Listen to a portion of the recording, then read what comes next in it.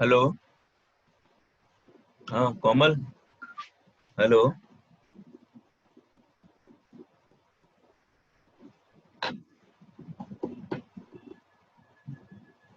Yes sir. हाँ आवाज आ रही है? यस सर आ रहे हैं। हाँ हेलो सर। हाँ बाकी लोग ज्वाइन नहीं करेंगे क्या? सर मैंने भेज दिया व्हाट्सएप पे भी लिंक, अभी कर रहे हैं सर। चलो थोड़ा वेट करते हैं। हाँ सर।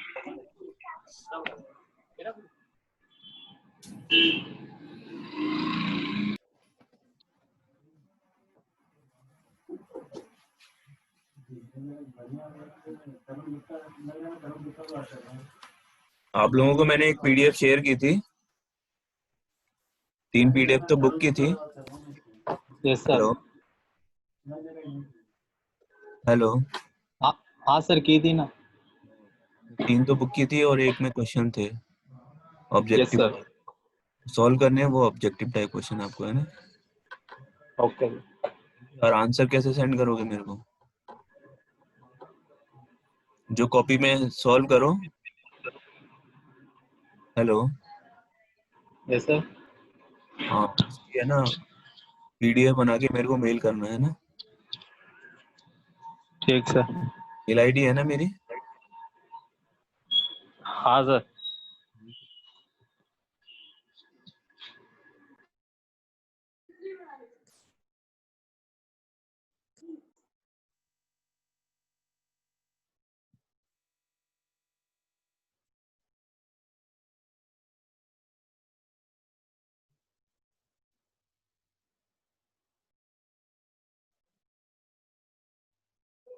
हाँ हेलो सर। हाँ सर एक काम कर सकते हैं, आपने जो न्यूमेरिकल भेजे थे ना हमारे को ग्रुप में व्हाट्सएप पे,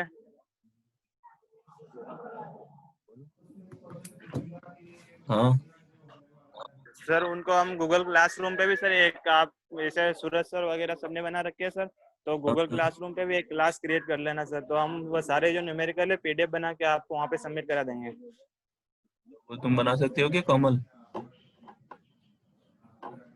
गूगल क्लास बना सकते हो क्या? हाँ बना सर गूगल क्लास में बना दूंगा आपके नाम से सर, मैं लिंक भी भेज दूंगा सर सबको। है ना, बना के उसमें शेयर कर देना।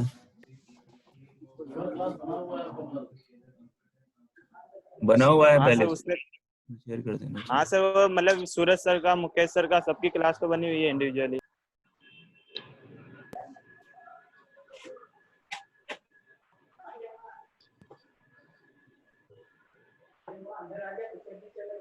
वो ज्यादा ठीक रहेगा गूगल क्लास वाला, है ना? हाँ सर वो यस जैसे सर, वो पीडीएफ बेटर है वगैरह, सर। हाँ सर हम जैसे मतलब भी सारे क्वेश्चन वगैरह सोल्व करके पीडीएफ बना के वो भेज सकते हैं हम, असाइनमेंट वगैरह हो गया कुछ भी सबमिट करा सकते हैं सर वहाँ पे। और सर आप भी नोट्स वगैरह वहीं सबमिट वहीं दे सकते हो हमें, और वहीं हम सबमिट करा सकते हैं। वही शेयर कर सकता हूँ मैं, है? हाँ सर। हाँ सर। ठीक है कोमल, उसमें क्रिएट करके और वो शेयर भी कर देना जो अपन ने 3-4 पीडीएफ है हाँ ना। ठीक है सर मैं कर दूंगा।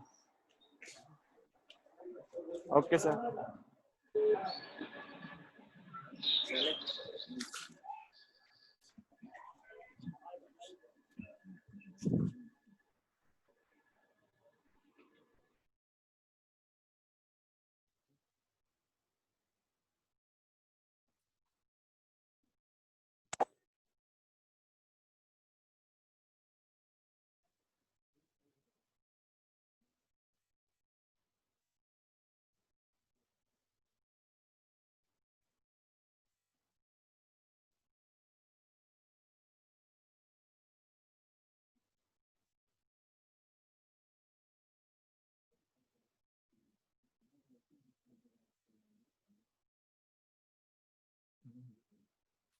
स्टार्ट करें क्या, कि और भी कोई आएगा ज्वाइन करने? हम्म।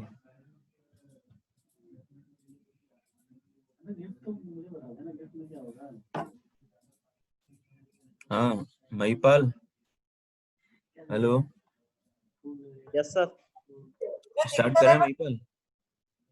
हाँ सर। करें। अब तो शायद ही कोई और, अपनी इतनी कम स्ट्रेंथ क्यों आ रही है? टोटल कितने हैं अपन? 56 सर, 56 60। 56 में से ओनली 10 ही है, बाकी लोग कहाँ हैं? हम्म। अटेंडेंस शॉर्ट हो जाएंगी बाकी लोगों की तो।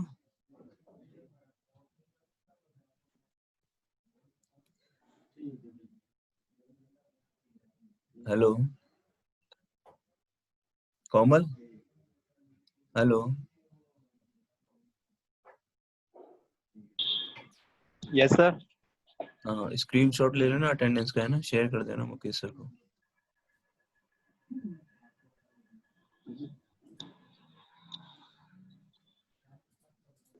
आप सभी है ना अटेंडेंस कमेंट करना पी कमेंट बॉक्स में, है ना।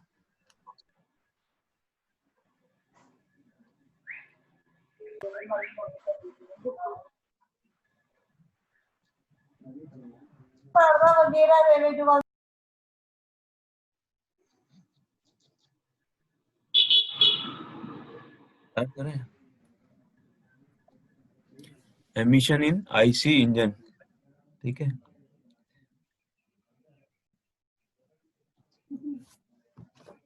बर्निंग होती है तो उसमें क्या होता है, फ्यूल, ऑक्सीजन, नाइट्रोजन, ऑक्सीजन की केमिकल रिएक्शन होती है फ्यूल के साथ, तो H2O और CO2 ये प्रोडक्ट्स निकलते हैं।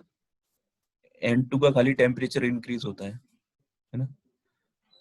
कंबशन से पहले N2 का टेम्परेचर कम होता है, कंबशन के बाद टेम्परेचर इंक्रीज हो जाता है, तो वो हीट गेन करके सेम N2 वापस निकलती है। CO कंप्लीट कंबशन जो नहीं होता वो CO, और अनबर्न्ड हाइड्रोकार्बन यानी जो फ्यूल बर्न नहीं हुआ वेपर फॉर्म में, अनबर्न्ड हाइड्रोकार्बन हो गया वो। ओके, और नाइट्रोजन ऑक्साइड ऑक्सीजन के साथ कुछ नाइट्रोजन रिएक्ट करके NO बनाती है। तो ये जो N2 और NO इनका टेम्परेचर इंक्रीज हो जाता है, ठीक है, सबका टेम्परेचर इंक्रीज होता है।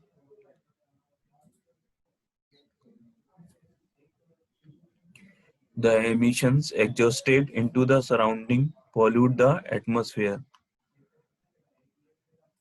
ठीक है, कौन कौन से इफेक्ट क्रिएट होते हैं, global warming, acid rain, smog, odours और रेसिप्रोकेटिंग अदर हेल्थ हैजार्ड्स। अच्छा, फर्स्ट आते हैं ग्लोबल वार्मिंग। ग्लोबल वार्मिंग किसकी वजह से होती है अपन कौन? हेलो, ये आवाज किसकी आई है? ग्लोबल वार्मिंग का रीजन क्या है, कोई बताएगा आप में से?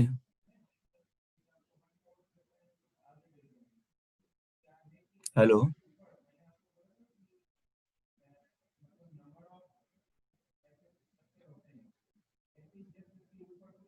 घनश्याम, हेलो। Yes sir. हाँ, ग्लोबल वार्मिंग क्या होती है?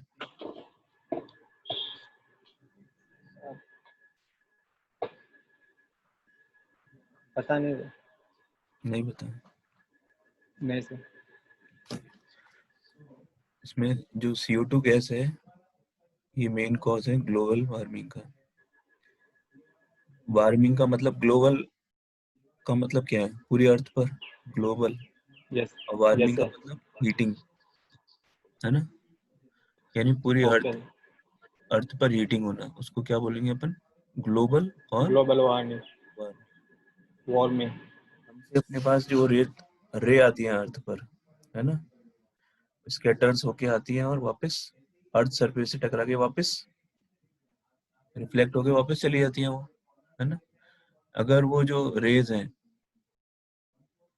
लो वेवलेंथ और हाई वेवलेंथ की आती है, उनमें से जो हाई वेवलेंथ वाली है वो वापस रिटर्न नहीं हो पाती, जो CO2 की जो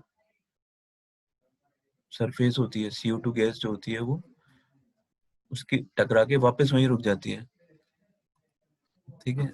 तो उसकी वजह से क्या होता है, जो इन्वायरमेंट का टेम्परेचर है वो इंक्रीज होता है, उसको बोलते हैं अपन ग्लोबल वार्मिंग, टेम्परेचर इंक्रीज होना, ठीक है। कहीं से हीट आई और वो अपने पास रहेगी कुछ, वो पूरी अगर रिटर्न नहीं हुई तो वो हीटिंग इफेक्ट क्रिएट करेगी। समझ में आ रहा है? हेलो। Yes sir. तो उसको क्या बोलेंगे अपन, global global warming. Warming. Acid rain क्या होगा, एसिड रेन,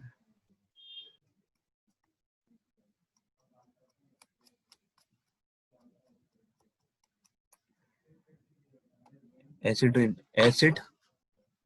एसिड और रेन, अगर इन्वायरमेंट में एसिड हो जाएगा तो रेन आएगी, तो रेन के साथ एसिड आएगा, एसिड रेन हो गया। सिंपल है, जो टर्म है उसी तरफ से है ये। रेन के साथ अगर एसिड आएगा तो एसिड रेन हो गया। हेलो, थोड़ी देर रुक जाओ। चलो, हाँ सर। हाँ समझ में आ रहा है, सिंपल है हाँ सारी चीजें। सर, उसकी pH 7 से कम हो जाती है रेन की, हाँ, वाटर की, तो उसमें एसिड रेन होती है। 7 से कम एसिड होता है और 7 से ज्यादा, वो हेलो, जो होता है उसको ठीक होता है एसिड। Sir base. हाँ, स्मोक, सर ओडर और रेसिप्रोकेटिंग एंड हेल्थ हैजार्ड्स। चलो इसमें आओ, इम्पोर्टेंट ये है रेस्पिरेटरी एंड हेल्थ हजार्ड्स ये किसकी वजह से होती है?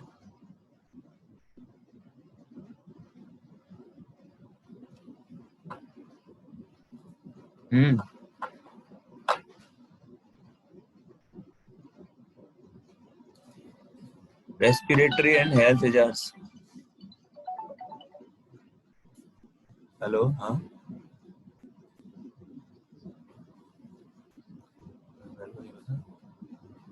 नहीं, ये जोधपुर बैठते हैं। हाँ सीओ और ये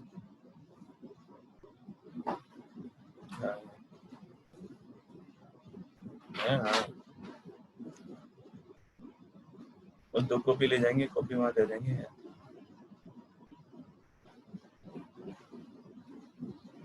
अरे टिप्पणी अपन करवा लेंगे, वो इशू नहीं है, पहले ये तो बनाओ। हाँ ठीक है। कहाँ पे? अच्छा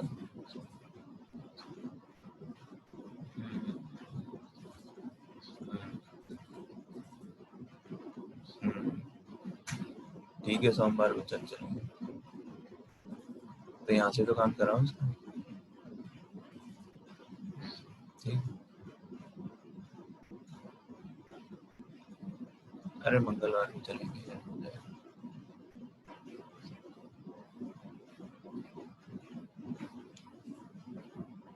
अच्छा तो सोमवार को चलेंगे फिर, ठीक है।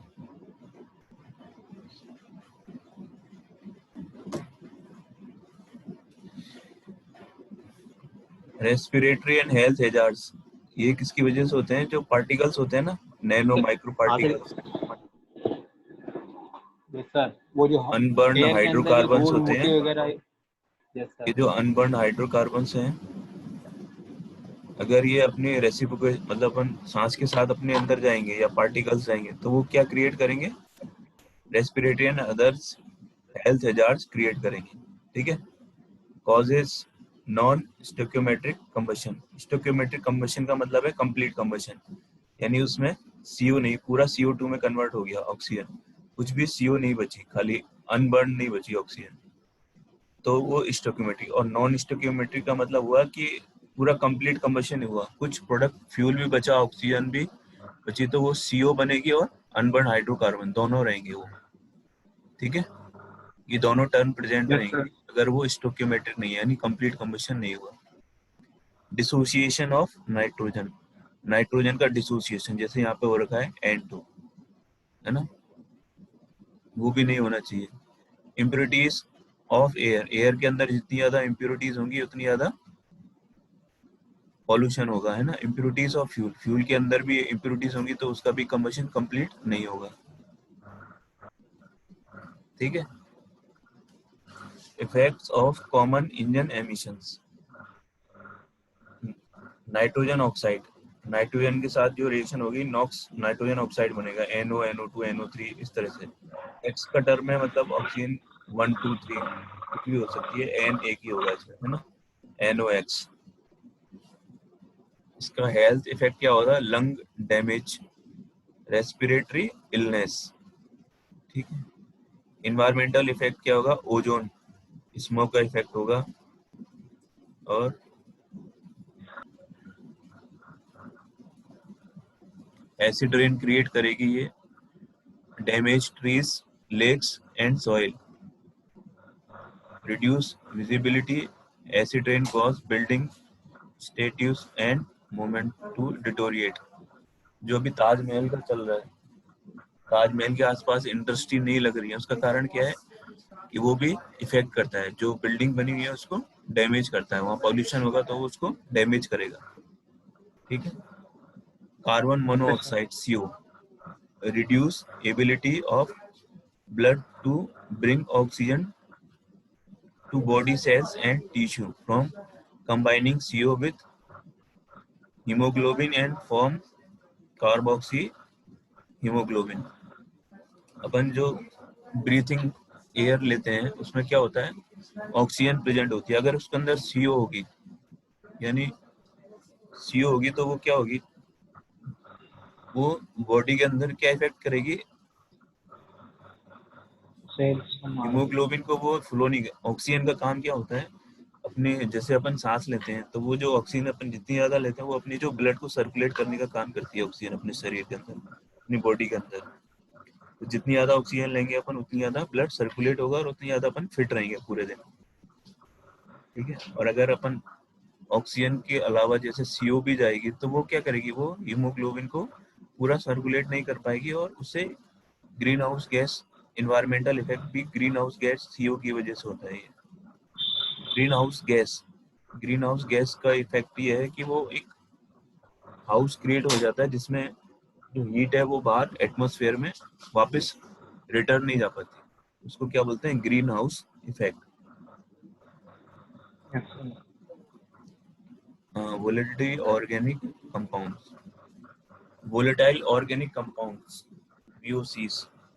ये वोलेटाइल जो ऑर्गेनिक कंपाउंड्स होते हैं ये cancer and other serious health problem create करते हैं, ओजोन क्रिएट करते हैं, इफेक्ट क्रिएट करते हैं, वेजिटेशन डैमेज। पार्टिकुलेट मैटर, जो पार्टिकुलेट मैटर होते हैं ये माइक्रो और नैनो साइज के होते हैं। ये जैसे अपन आईज में स्ट्राइक करेंगे तो आई को डैमेज करेंगे, नोज को डैमेज करेंगे, थ्रोट गले में चले गए तो irritation, lung damage and cancer.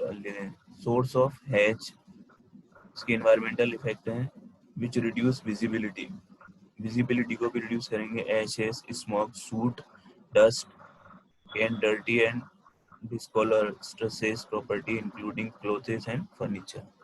ठीक है। ये emissions from IC इंजन। ठीक है। ये emissions हैं NOCO हाइड्रोकार्बन, ये हाइड्रोकार्बन है। ठीक है। ये फ्यूल एयर रेशियो है, स्टोइकोमेट्रिक रेशियो 1 हो गया, मतलब यहाँ पे ये रहा 15 स्टोइकोमेट्री होता है, 15 के आसपास होता है ये स्टोइकोमेट्री रेशियो। तो वहां पे देखो अनबर्न हाइड्रोकार्बन इस पॉइंट पर रहेगी और CO सबसे कम होगा, स्टोइकोमेट्री रेशियो तक CO कम है, उसके बाद CO बढ़ता चला जाएगा। ठीक है। और NO यहाँ पर मैक्सिमम होगा। ठीक? ये एयर फ्यूल रेशियो आ गया।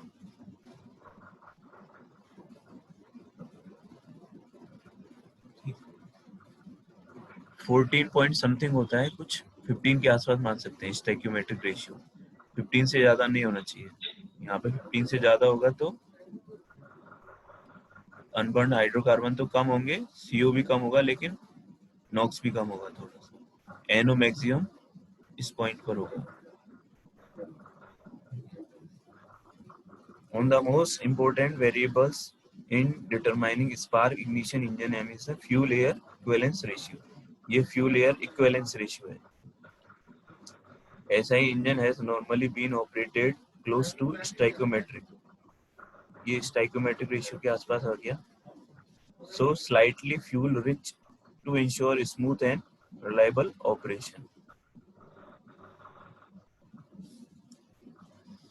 ये emissions हैं, equivalence ratio नीचे आ गया और ये CO का वॉल्यूम परसेंटेज है।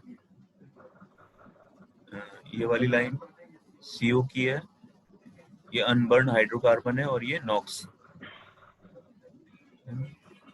1 के आसपास स्टोइकोमेट्रिक रेशियो हो जाएगा, जहां पर 1 है वो स्टोइकोमेट्रिक रेशियो हो गया एयर फ्यूल का। और ये उधर क्या है, CO, percentage of volume CO का। Sir hello. हाँ सर, जैसे अपने को सबसे कम ये अनबर्न हाइड्रोकार्बन कौन से फ्यूल में मिलते हैं, पेट्रोल, डीजल या फिर LPG, CNG? सबसे कम, जिसमें सबसे कम अनबर्न हाइड्रोकार्बन जो मतलब सबसे कम नुकसान करते हो, CO2 ऐसे चीजें। नहीं ऐसा नहीं होता है कि सबसे कम नुकसान करें, या ऐसा नहीं होता। इसमें पेट्रोल में कम नुकसान करते हैं क्योंकि पेट्रोल की जो स्पेसिफिक ग्रेविटी होती है, डेंसिटी, वो कम होती है। डीजल की स्पेसिफिक ग्रेविटी ज्यादा होती है ना। और डीजल का जो होता है, डीजल यूटिलाइज भी ज्यादा होता है, जैसे इंडस्ट्री वगैरह में और सब में भी पेट्रोल थोड़ी यूटिलाइज होता है। पेट्रोल तो खाली स्मॉल व्हीकल में आता है, उसके अलावा मैक्सिमम जो ट्रांसपोर्टेशन होता है लार्ज व्हीकल से होता है।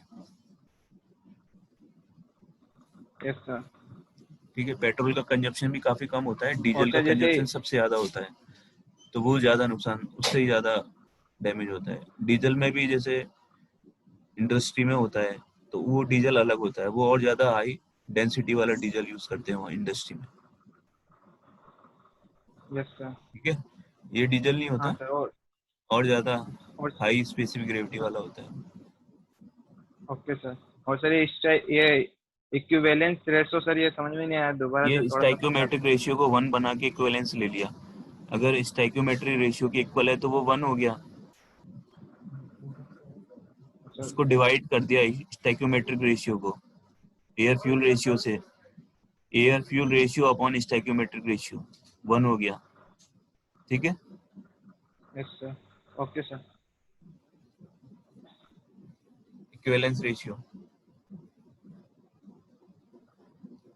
Emissions in IC engine, exhaust gases leaving the combustion chamber of an SI engine contain up to 6,000 ppm of hydrocarbon components, equivalent to 1.5% of the fuel। तो combustion chamber से जो gases निकलती हैं up to 6,000 ppm of hydrocarbon components होते हैं उसके अंदर। ppm का मतलब है पार्ट पर million. About 40% of this unburned gasoline fuel components, 40% किसके होते हैं? अनबर्न्ड, है ना। Other 60% consist of partially reacted component that were not present in the original fuel। वो कहाँ से आते हैं? एयर के अंदर से आते हैं। ठीक है, causes of hydrocarbon emissions। Non stoichiometric air fuel ratio, अगर स्टैइकोमेट्रिक एयर फ्यूल रेशियो नहीं होगा तो कंप्लीट कंबशन नहीं हो पाएगा, उसके कारण अनबर्न हाइड्रोकार्बन प्रेजेंट रहेंगे। इनकम्प्लीट कंबशन, कोई ऐसी और कोई भी कंडीशन भी होती है जिससे इनकम्प्लीट कंबशन हो सकता है ना, मतलब कंबशन कंप्लीट नहीं हो पा रहा है, कुछ इंजन के अंदर प्रॉब्लम है या कुछ और भी प्रॉब्लम हो सकती है ना। फिर vice volume, leak past the exhaust valve open है, ये सारे इंजन के अंदर प्रॉब्लम है। Deposits on combustion chamber valves, oil and combustion chamber valves, ये सारे इंजन के अंदर प्रॉब्लम हो सकती है। Hydrocarbon emission source for CI engine,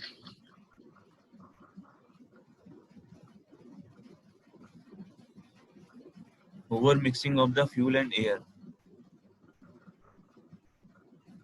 during the ignition delay period, evaporated fuel mixes with the air regions of fuel air mixture and produce the too lean to burn. Some of this fuel make its way out the exhaust.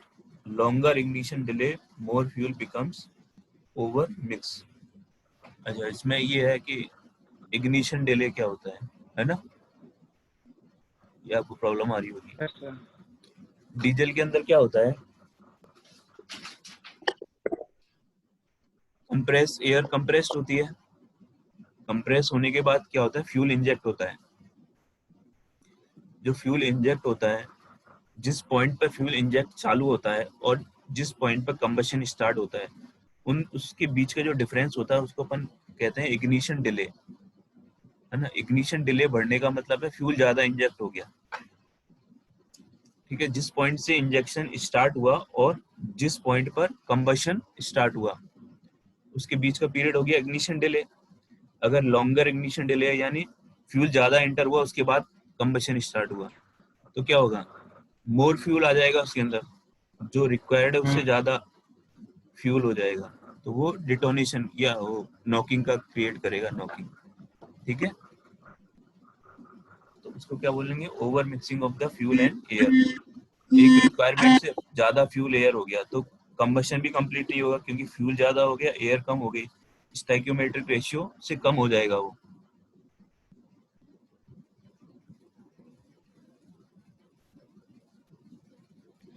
समझ में आया ये? Hello, hello, yes sir आया, हाँ sir आया समझ आ में। गया? Yes sir. Under mixing of the fuel and air, fuel leaving the injector nozzle at low velocity at the end of injection process cannot complete mix with air and word. ठीक है?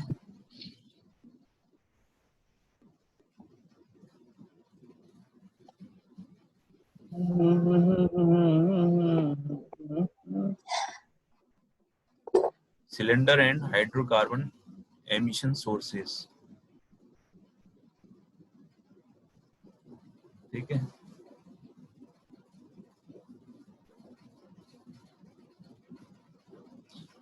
Sixteen हो गए हैं ना सारे? Present P comment करो वापस एक बार और। ठीक है, इसमें देखो लुब्रिकेटिंग ऑयल इधर होता है ना, ये स्पार्क प्लग हो गया इस पॉइंट पर। ठीक है, और ये वाल्व सील हो गई। ये क्या है? Bulk quenching with flame front for lean mixture and high turbulence.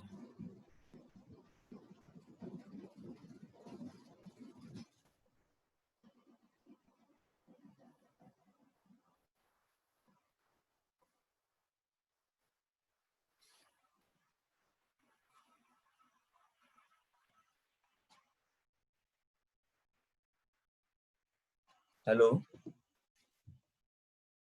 Yes sir. हाँ, कनेक्शन कंटिन्यू है ना? Yes sir. ठीक है, लाइट चली गई। डायग्राम यार क्लियर नहीं है।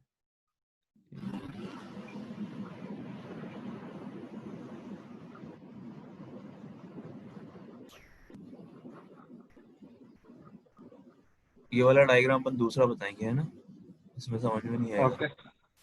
ठीक है,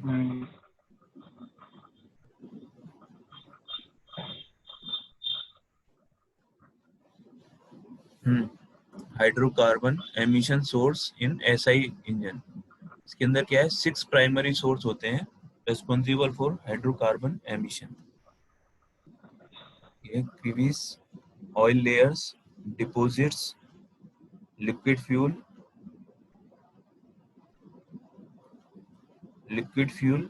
flame quench, exhaust valve leakage. ठीक है, इसमें कितना परसेंट होता है? Fuel escaping normal combustion, percent of fuel normal combustion के अंदर, और ये हाइड्रोकार्बन एमिशंस के अंदर ये परसेंटेज होता है ये। ठीक है, जैसे ऑयल लेयर है तो ये इसके फ्यूल एस्केपिंग नॉर्मल कम्बशन में 1 होता है, अनबर्न एमिशन 16% हो गया, ये भी 16, ये 20% हो गया लिक्विड फ्यूल में। ठीक है, टोटल 100% का है।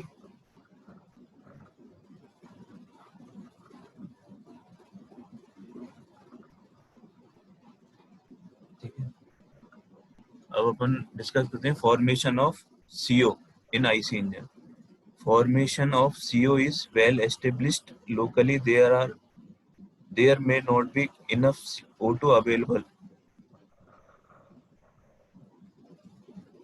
O2 available for complete oxidation, and some of the carbon in the fuel ends up as CO. यानी complete combustion नहीं हुआ. The amount of CO for a range of fuel composition and C upon H ratio is a function of the relative air fuel ratio. Even at sufficient oxygen level, high peak temperature can cause dissociation. Conversion of CO to CO2 is governed by reactions. So CO plus OH becomes CO2 and H. Dissociation of CO may freeze during the expansion stroke. The highest CO emission occurs during engine startup.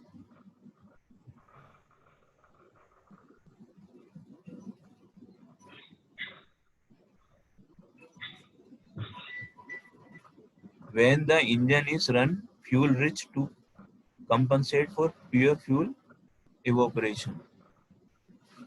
इसका कारण क्या है?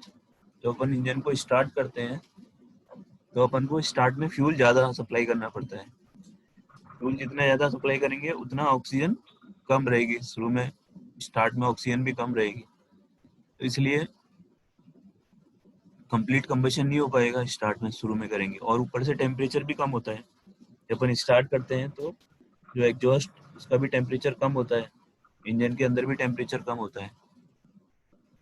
ठीक है, तो इसलिए वो start में CO एमिशन सबसे ज्यादा होते हैं.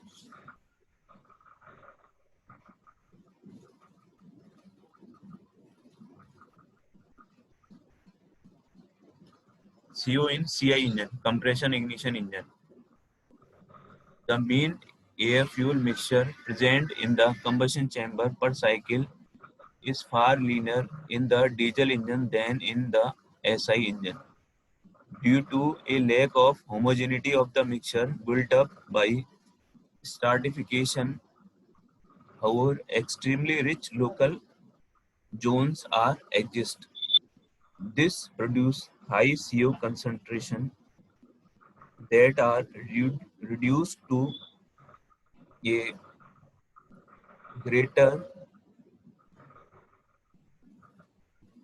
or lesser extent by post oxidation. Post oxidation यानी इसका वापस ऑक्सीडेशन CO का. When the excess air ratio increases, dropping temperature cause the post oxidation rate to be reduced. The reaction freeze up. However, the final CO concentration of diesel engine therefore are far lower than SI engine.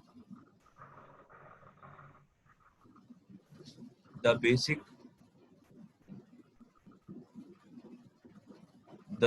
principle of CO formation, however, are the same as in the SI engine.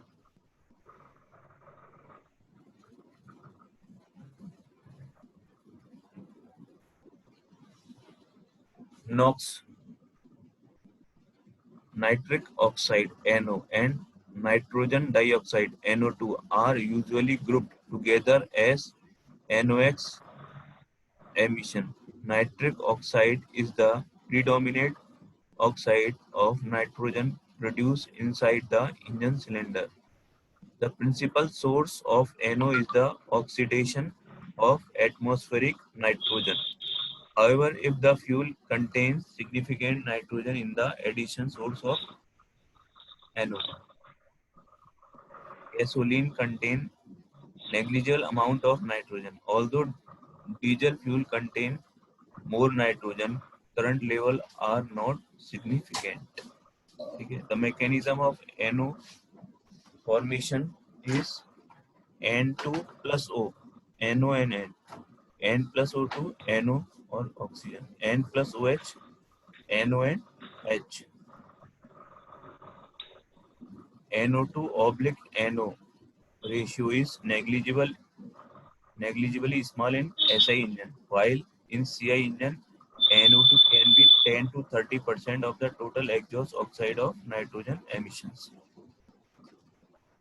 CI के अंदर NO2 ज्यादा होती है जबकि SI के अंदर नहीं होती. इसका क्या रीजन है? Hello hello hello. Yes sir. हाँ, आवाज आ रही है? यस इसके दो सर. रीजन है. फर्स्ट है जो टेम्परेचर होता है CI के अंदर वो ज्यादा होता है क्योंकि कंप्रेशन रेशियो ज्यादा होता है. ऑटो इग्नाइट होता है वो हाई टेम्परेचर पे होता है, टेम्परेचर भी ज्यादा होता है. सेकंड क्या है, उस फ्यूल के अंदर भी ज्यादा नाइट्रोजन प्रेजेंट होती है कंपैरिजन इसके गैसोलीन के कंपैरिजन में, यानी पेट्रोल के कंपैरिजन में डीजल के अंदर ज्यादा होती है नाइट्रोजन प्रेजेंट. और उसका स्पेसिफिक ग्रेविटी भी ज्यादा होती है. इसमें मेन डिपेंड होता है टेम्परेचर. कंबशन टेम्परेचर ज्यादा होता है उसके अंदर डीजल के केस में. पेट्रोल के केस में कम होता है कंबशन जो जिस टेम्परेचर पे कंबशन होता है. ठीक है. Yes sir. Mechanism for the persistence of NO2, NO plus H2O, NO2 plus OH, NO2 plus O, NO plus O2. Unless the NO2 formed in the flame is quenched, the conversion back to NO. quench का मतलब क्या होगा, जब वो flame ठंडी होती है तो वापस वो कन्वर्ट होके NO में कन्वर्ट हो जाती है ना।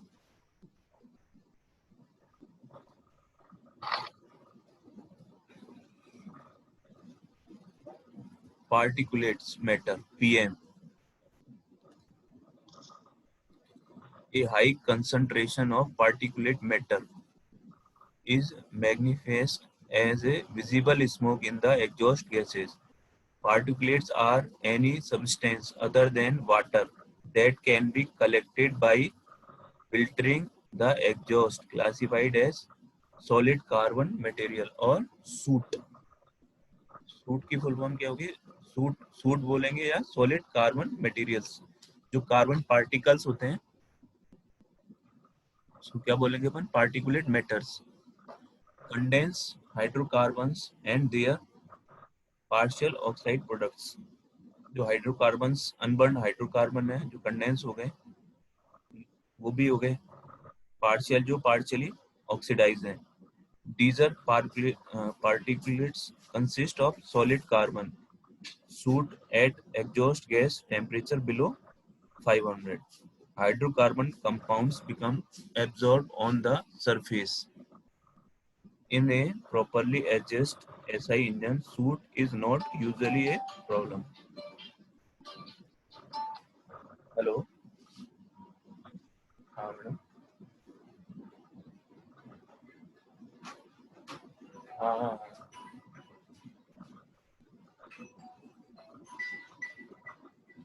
ये मैडम सब जगह है, ये तो अभी ब्रांचें खुल रही हैं इसकी, सब जगह खुल रही हैं ब्रांच धीरे धीरे। हाँ हाँ हाँ हाँ।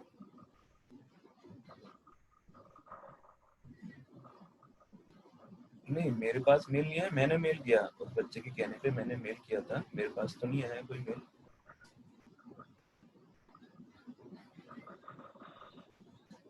ठीक है मैं बात करता हूँ, हाँ मैं बात करके, ठीक है ठीक है।